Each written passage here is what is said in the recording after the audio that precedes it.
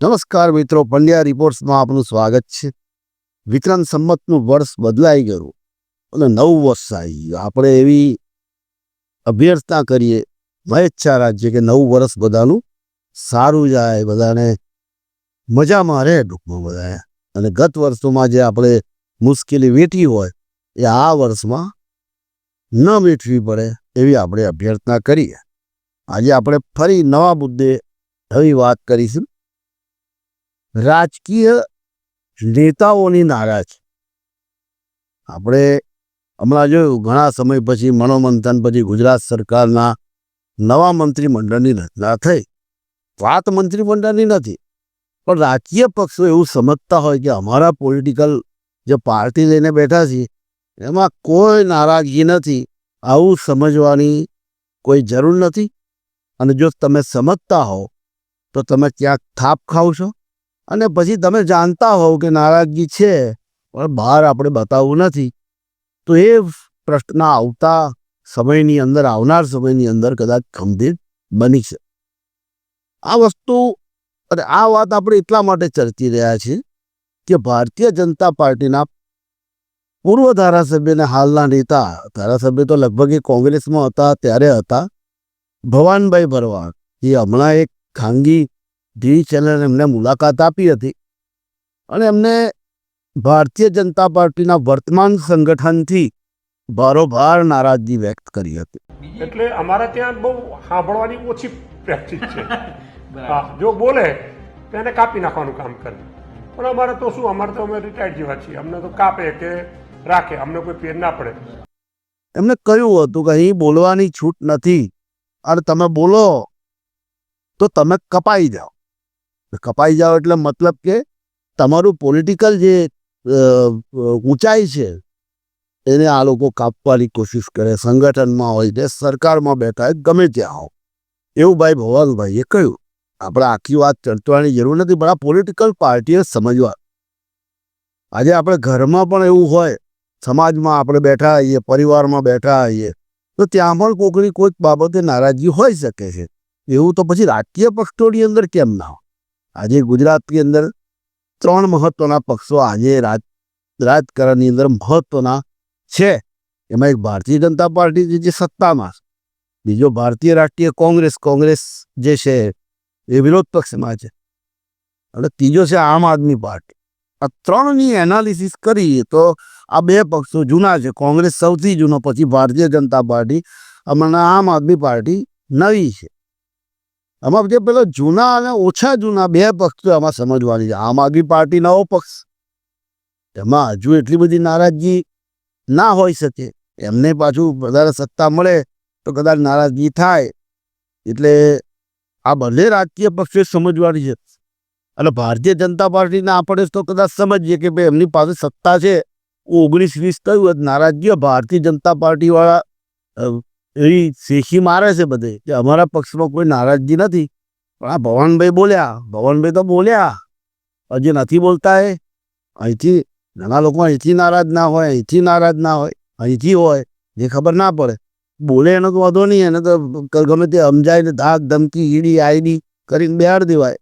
પણ જે અહીંથી હોય એને તમે કેવી રીતે સમજાય? રાતોરાત પોતાનો ગુસ્સો પ્રગટ કરે, તમને શું ખબર પડે?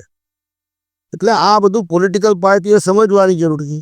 કોંગ્રેસ પાર્ટીની અંદર પણ નારાજગી હોય. હવે ભાજપ તો સત્તામાં છે, કોંગ્રેસ તો સત્તામાં નથી 30 વર્ષથી ગુજરાતની અંદર. બોલો, એમાંય નારાજગી. સત્તાનો સકુરો નથી આ લોકો ભાઈ, કોંગ્રેસ વાળા ભાઈ, એમાંય નારાજગી. નહીં એમાંય પાછા અમુક વખત વટ મારતા એમ પડે. આપણે આ વસ્તુ સમજવી પડે. કોંગ્રેસ ગુજરાતમાં સત્તામાં નથી આવતી એના માટે એક વર્ગ એવું માનવા વાળો છે, જે લોકો અભ્યાસુ છે, કે કોંગ્રેસ જ નડે છે. કોંગ્રેસને જે અહમ નડે છે ને, ઈગો નડે છે, એ કોંગ્રેસ તો નડે છે. આપણે ભૂતકાળમાં 2017માં જોયું, શંકરસિંહ વાઘેલાએ જે પક્ષ છોડ્યો એનું કારણ અમુક લોકોનો ઈગો હતો. અને ઈગો પછી પણ શંકરસિંહે કદાચ થોડો ઘણો પ્રયત્ન 2-3 વર્ષ પહેલા કર્યો હતો, એમાંય પાછો અમુક લોકોનો ઈગો નડ્યો. ત્યારબાદ અર્જુનભાઈ મોઢવાડિયા 30 વર્ષ 40 વર્ષ વિરોધ પક્ષમાં રહ્યા અને પછી ભાજપમાં ગયા. અને ભાજપમાં ગયા અને જીત્યા અને 2-3 વર્ષમાં એવા મંત્રી બની ગયા કેબિનેટ. એમની નારાજગી હતી અને નારાજગીના લીધે એ જતા રહ્યા હતા. 2-3-4 જગ્યાએ જૂના ધારાસભ્યો અને જૂના કાર્યકરોને આપણે પાછા આપણાથી જતા રહેલા ને આપણે પાછા સામેલ કરીએ કે ધાડ નહીં મારી. એ તો ખબર જ છે એ લોકોને ત્યાં આગળ જઈને ખબર પડવાની જ છે કે ભાઈ ત્યાં જઈને આપણે આંગળી ઊંચી કરીને ખૂણામાં બેસી રહેવાનું, બોલીએ તો બે ખાઈએ, એવી પરિસ્થિતિ થઈ છે. પહેલાં બધું આમ ઝાકમ જોડ ને લાઇટિંગ બાઇટિંગ જોઈને ગયા હોય આ લોકો, પડદા પર સરસ પિક્ચર બનાવવાનું હોય, બતાવતું હોય, એટલે આ લોકો પૂરી પડ્યા હોય અહીં જઈશું તો ઘી કેળા છે. પણ એ ઘી કેળા તઈ નથી, તઈ ખૂણામાં આંગળી ઊંચી કરીને બેસી રહેવાનું, બોલીએ તો બે ખાઈએ, એવી પરિસ્થિતિ છે અહીં. એવું હોય એમ ઘણી પાર્ટીઓમાં આપણે એવું છે કે બોલે એના બોર વેચાય, અને ઘણી પાર્ટીઓમાં ના બોલે એમ નવ ગુણ, એવું છે. કારણ કે આપણે પોલિટિકલ, અમે લોકો ઘણીવાર પોલિટિકલ નેતાઓ સાથે, પોલિટિકલ કાર્યકરો સાથે આમ ચર્ચા કરતા હોય ત્યારે ભલે એમની પાર્ટીમાં ના કહે પણ એકાદું 2 શબ્દ એમના આવે કે ક્યાંક ને ક્યાંક એમની નારાજગી છે. આપણા જયેશભાઈ રાદડિયા, એમને મંત્રીમંડળમાં ના લીધા, એ નારાજ ના પણ હોય એવું આપણે સમજીએ, કારણ કે એ ટેકનોક્રેટ માણસ છે, યુવાન છે, સમજુ છે. ભારતીય જનતા પાર્ટીથી નારાજગી એમને ના હોઈ શકે.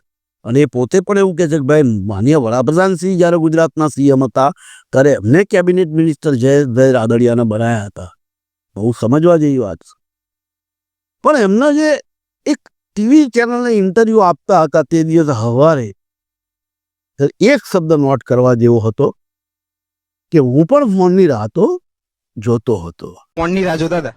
બરાબર કે ભાઈ ફોનની રાતો બધા ધારાસભ્યો જોતા હોય, પણ સ્વાભાવિક છે કે જે ધારાસભ્યોને જવાબદારી મળતી હોય છે એ સ્વીકારતા હોય. એટલે હું તો ફોનની રાહ જોતો હતો, એની લીટી છૂટી છૂટી બાળક તમને ખબર પડે. ભયા અલ્પેશભાઈ ઠાકોર, હાર્દિક પટેલ, સીએ ચાવડાને લઈ લો તમે, કદાચ એ નારાજ ના હોઈ શકે, એ ધારાસભ્ય હતા ને ધારાસભ્ય છે અને રહેવાના છે, મજબૂત માણસ છે. એટલે બધા આ બધા નારાજગી હોય ને તો આ બધા હોશિયારમાં આજના યુવા નેતાઓ છે ને, આ બધા જૂના બધા કહી દે, આ ભવાનભાઈ જીવન બધા હું નારાજ છું, અર્જુનભાઈ નારાજગી બતાવે, હું નારાજ હતો એટલે જતો રહ્યો, પેલા ભાઈ જવાહર ચાવડા નારાજગી બતાવી દે, મનસુખભાઈ ચાવડા નારાજગી બતાવી દે ટીવી પર આવી, કોકડા કોક. યુવા નેતાઓ છે ને એ નારાજગી નહીં બતાવે તો એ અહીં રાખશે. અને એ અમારે જે ગામડાઓની ભાષામાં કહે છે, તળપદી ભાષામાં ડહ રાખે, ડહ. અને ડહ ડેન્જર હોય, એના પોલિટિકલ પાર્ટી માટે ડેન્જર હોય. એ ભાજપ હોય, કોંગ્રેસ હોય, કોઈ પણ હોય. સૌરાષ્ટ્રના પરિણામો આગામી વિધાનસભા, તાલુકા, જિલ્લા પંચાયત, નગરપાલિકા, મહાનગરપાલિકામાં અલગ પણ હોય, આ બધા કરતાં જુદા પણ હોય. વેવ ચાલે છે. આ નવા મંત્રીમંડળની રચના પછી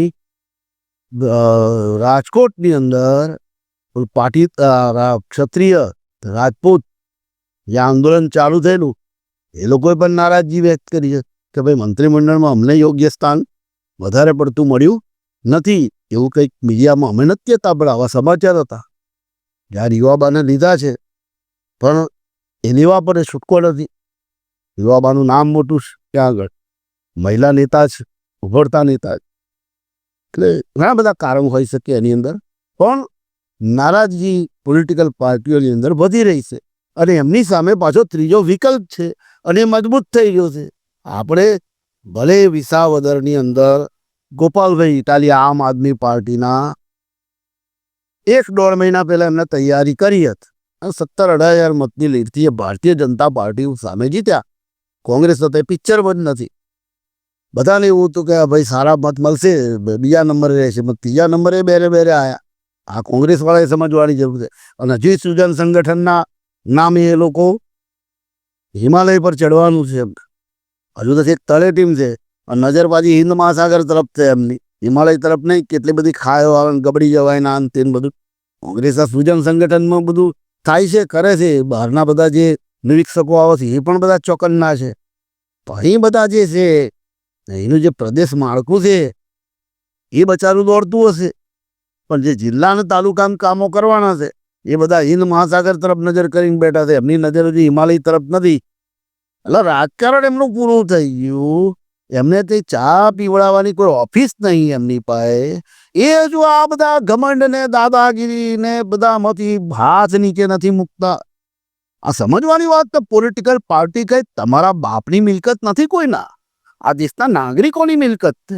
અને એ તમારા તરફી ક્યારે થાય કે તમે લોકો એક થઈને એક જ ખભા પર હાથ મૂકીને ચાલો, બહાર એવું બતાવો તારે તમારી અશિસ્તભરી ભાષા, તમારો પોલિટિકલ પાર્ટીઓના જે કાર્યકરો પ્રત્યે ઘેર વર્તન બધું ખબર હોય આ લોકોને.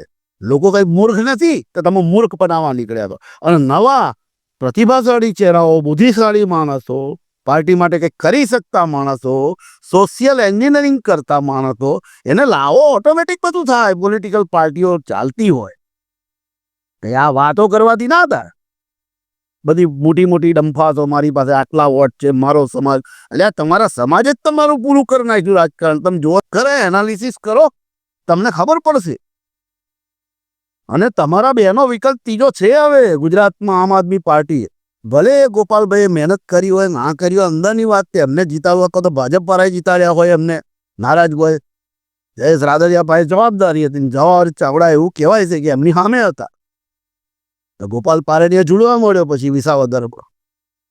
એ ગોપાલને વિસાવદરમાં પારડીએ ઝૂલાયો વિસાવદરની જનતાએ કે આ જવાહર ચાવડા એને કપરીએ એ એમનો વિષય છે. પણ જવાહર આ ભાઈ ગોપાલ ઇટાલિયા તઈ ઝૂલ્યો, જીત્યો. આ સમજવા જેવી વાત છે. અને એ તમારે આટલું બધું તમારું પ્રશાસન, સરકારી તંત્ર પણ મદદ કરે, બધાને બધી ખબર છે.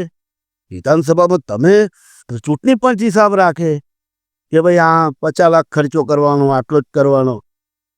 પણ જે બધા લોકો ગોંડા છે, એક એક વિધાનસભામાં 6-6 કરોડ ખર્ચો થાય છે એક પોલિટિકલ પાર્ટીને. ગ્રામ પંચાયતની ચૂંટણી લડવાની સરપંચની તો 40-50 લાખ રૂપિયા ખર્ચો થાય છે. નથી ખબર ચૂંટણી પંચના નેતાઓને નથી ખબર? દારૂબંધીની વાતો કરે એ જ નેતાઓના કાર્યકરો ચૂંટણીની આગલી રાત પોટલીઓ ફરતા હોય. અમને વોટ આલજો, અમને વોટ આલજો. 500 રૂપિયા, 1000 રૂપિયા રાશન. તમે શું કરવા માંગો છો? આ લોકશાહી દેશની દશા બગાડી નાખી. તમે કયા મોડે એ લોકોને જ્યારે તમારી સામે આવશે તો કયા મોડે વાત કે તમે દાદાગીરી જ કરવાના છો?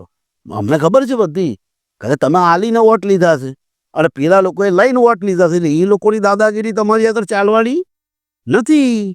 ભાઈ તારા પરિવારે તો 15,000 25,000 લીધેલા, એમાં તમારા કાર્યકરના ખિસ્સામાં 5,000 ગયા, રામ જાણે. એ તો એનો વિષય છે. પણ આ બધું થઈ રહ્યું છે. એટલે અંતે આપણે કઈ તરફ જઈશું? તો અંતે પૂરું થઈ જાય પિક્ચર, નહીં તો પછી કંઈક થાય. ક્વિટ ઇન્ડિયા, અંગ્રેજો ભારત છોડો. હવે કોને છોડાવે નક્કી નહીં. કારણ કે આંદોલન તો થાય જ. આપણો ભારત દેશ એવું અમને ભણવામાં એવું જાણવા મળેલું કોલેજમાં ને અમે જ્યારે ભણતા હતા ત્યારે કે આપણા દેશનો જન્મ ક્રાંતિમાંથી થયેલો. અલગ અલગ ક્રાંતિઓ આપણા દેશમાં થઈ ગઈ. હવે આપણા દેશને બચાવવા કઈ ક્રાંતિ થશે જાણે ભગવાન. થશે ખરી એ વસ્તુ નક્કી છે. કારણ કે હદ આવી ગઈ. આપણા દેશનું બંધારણ એ સર્વોચ્ચ વસ્તુ છે. હું હિન્દુ છું, કોઈ મુસલમાન હોય, કોઈ ખ્રિસ્તી હોય, કોઈ પારસી હોય, કોઈ જૈન હોય, કોઈ સિંધી સમુદાયનો હોય. લગભગ 90 જેટલા ધર્મ આ દેશની અંદર પાળવામાં આવ્યા. તમને દરેક ધર્મના માણસો આગળ ધર્મ પુસ્તકો એમના મૂકવામાં આવે અને સાથે સાથે બંધારણનું પુસ્તક મૂકવામાં આવે. તો એ જે ધર્મ આપણો છે, આપણે હિન્દુ હોઈએ તો આપણે શ્રીમદ ભગવદ્ ગીતાને જ આપણે નમન કરીએ, પણ આદર બધાનું રાખીએ. એ રીતે એ લોકો માટે પણ એવું હોય, બધી બીજા ધર્મના લોકો માટે પણ પ્રથમ બંધારણ છે. કારણ કે આ દેશના જે નિર્માણ થયું ત્યારના નેતાઓ જે બંધારણ લાયા, એ લોકોએ બંધારણ થકી આ ધર્મ પુસ્તકોને સુરક્ષિત કર્યા છે. અને દરેકને પોતાનો ધર્મ પોતાની રીતે, પોતાના આદર્શોથી, પોતાના ધર્મના આદર્શોથી અહીં મનાવવાની છૂટ આપી છે ભારતની અંદર. કે તમે તમારો ધર્મ આનંદથી મનાવી શકો. એના જે ઉત્સવો છે, તહેવારો છે, આપણે ભગવાનને પગે લાગતા આવીએ એવું બોલો, આઈ લવ મહાદેવ, આઈ લવ મમ્મત, એવું બધું છૂટ આલી છે આપણને. તો બીજાને ડખો ઊભો થાય એવી રીતે નહીં. એ હિન્દુ હોય કે મુસ્લિમ હોય કે ઈસાઈ હોય, કોઈના બાપનું નથી આ દેશ બધાનો. અને બધાએ સમજવું છે.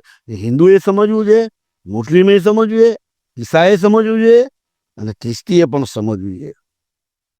કારણ કે આ બધામાં ક્યાંથી આવે કે પોલિટિકલ પાર્ટીઓની જે મહેચ્છાઓ છે કે એક સમુદાયને ઉશ્કેરવાનો, એક સમુદાય સામે, અને એમાંથી સત્તા મેળવવાની. બરાબર. રહીમને છગનના ટોંટિયા ચૂલામાં નાખવાના, એ બે હળગે લાકડા સ્વરૂપે, અને એમાં અમારા રોટલા શેકાય. અને આ વસ્તુ હિન્દુસ્તાનના નાગરિકોએ સમજવી પડશે. તમે આ લોકોના ઝાંસામાં આવશો ને, આ બધા શિકારીઓ છે. તમે કબૂતર છો, તમારી પર ઝાડ ફેંકે છે એમના જાદુની, અને જાદુમાં તમે આવી જાઓ છો.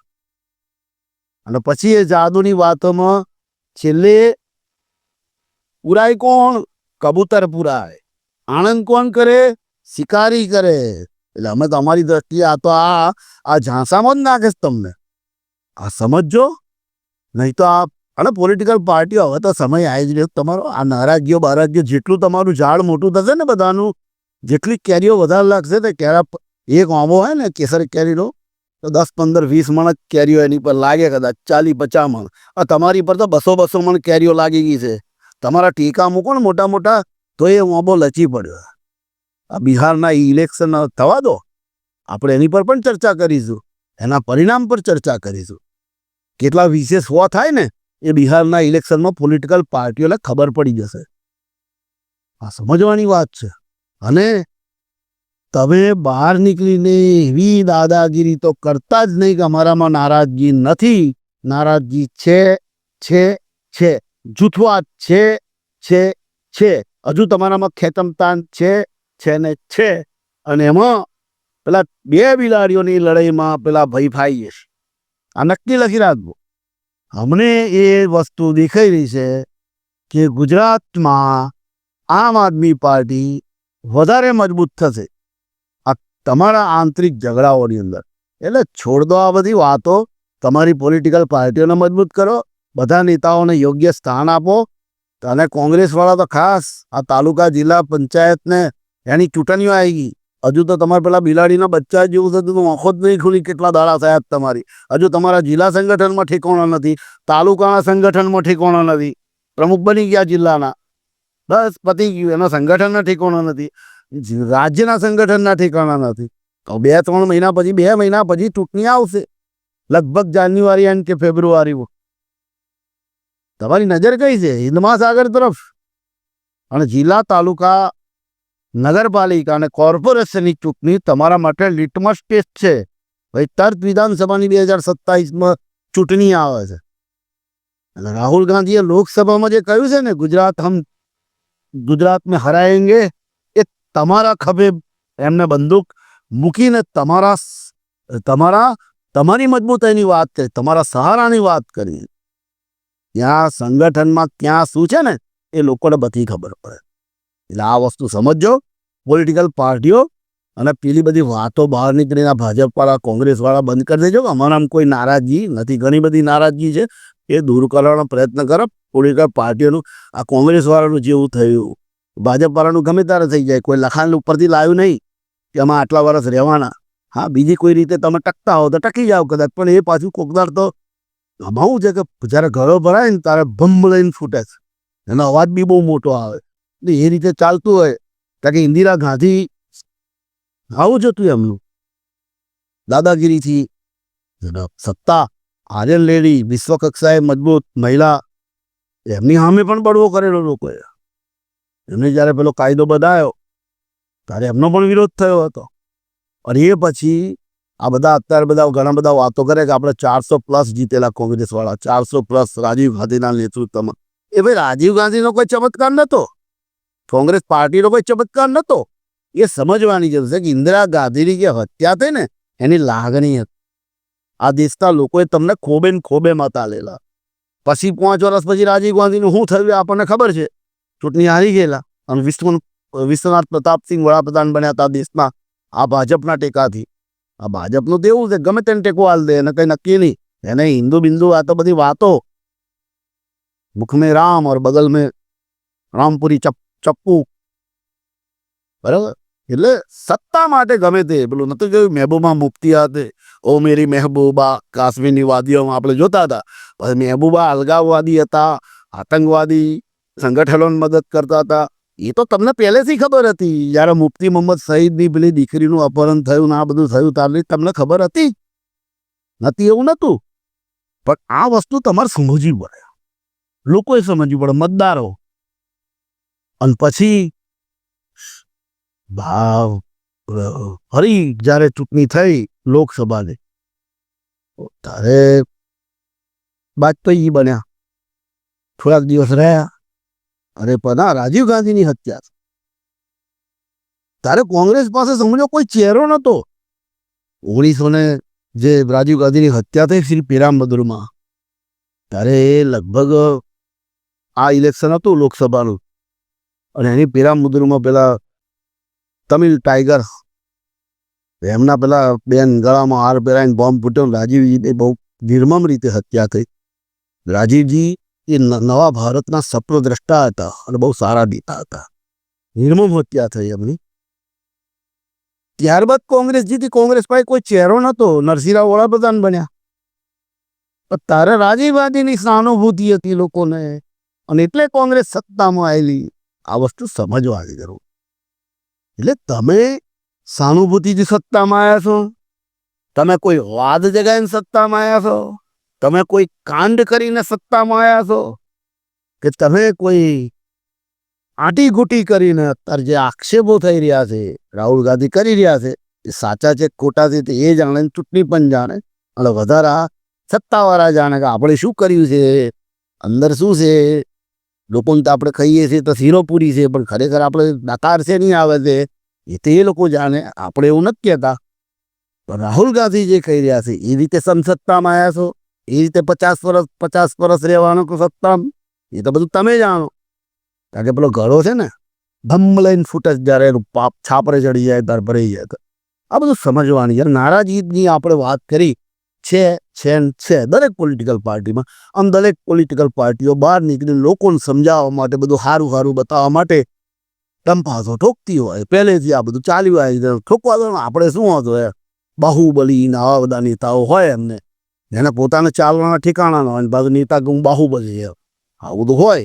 ઠીક છે, એ બધું ચાલ્યા કરે. એમને સત્તા ગમે તે, કિસકો ભી કાટો, કિસકો ભી મારો, કિસકો ભી ખરીદો, કિસકો ભી ધમકી દો, बराबर, किसका काम निपटा दो, लेकिन सत्ता हमारे पल्ले में रहनी चाहिए. કારણ કે એમાં હું લાડુ મળે. સત્તામાં તમને ખબર નહીં હોય. મતદારોને હું કહું કે આ તો કઈ બધા દેશ સેવા કરવા આવતા છે. આ લોકશાહી ચૂંટણીઓ કેમ કરવાની? આપણે તાલુકા ગ્રામ પંચાયતના પ્રતિનિધિ સરપંચ સભ્યથી લઈ સરપંચને વડાપ્રધાન સુધી બધા ક્યાં મૂકવાના? આપણો વહીવટ થાય. આપણા દેશની અંદર જે વ્યવસ્થાઓ છે એનો વહીવટ થાય, લોકોને સુવિધા મળે, બરાબર. અને એના માટે લોકશાહી પદ્ધતિ કે માણસ આપણો ત્યાં રહે ને એ નજર રાખે ત્યાં કામ બધું થાય છે કે નહીં, વહીવટ બરાબર થાય છે કે નહીં. બસ તમને કદાચ ખબર નહીં, આપણો વહીવટ કરી નાખે આ લોકો. આપણો વહીવટ થઈ જાય. તમે જુઓ આ નેતાઓ પાસે પંખા વગરની સાયકલ લઈને ફરતો એવો દેડકા જેવી ગાડી લઈને ફરતો થઈ જાય. અને બધા મારા બેટા કેટલા બધા ટાયર ઊંચા કૂદીને બેસવું પડે એવી ગાડીઓ એ લોકો પાસે. અને બધાની દુકાન ચાલે સાહેબ. આ લોકો ધંધો કરવા જ આવે. તમે સમજી લો, કોઈ એની સ્કૂલ સાચવવા આવતો હોય, કોઈ એની સંસ્થા ચલાવવા આવતો હોય, કોઈ એનું કોઈ મોટું સામ્રાજ્ય એ ચલાવવા આવતો હોય, ઉદ્યોગપતિઓ સાથે મેળાપી. અને તમે તો શું કરો છો? તમારી જરૂર જ નથી. તમારે તો વોટ આલવા પૂરતી જરૂર છે. દરેક સરકારો કોર્પોરેટ સંકુલો ચલાવતા હોય એની પર મોટો હાથ હોય એવું કહેવામાં આવે કોર્પોરેટ જગતનું. અને સરકારોને પછી ચૂંટ્યા પછી એ કોર્પોરેટ જગતને મદદ કરવી જ પડે. એ આપણે કોઈ વાર સમજીશું. બહુ ગંભીર બાબત છે. અને આજે આપણે આટલી વાત થઈ આ નવા મુદ્દે ફરી કોઈ મુદ્દે આપણે ચર્ચા કરીશું. ત્યાં સુધી સૌને રામ રામ.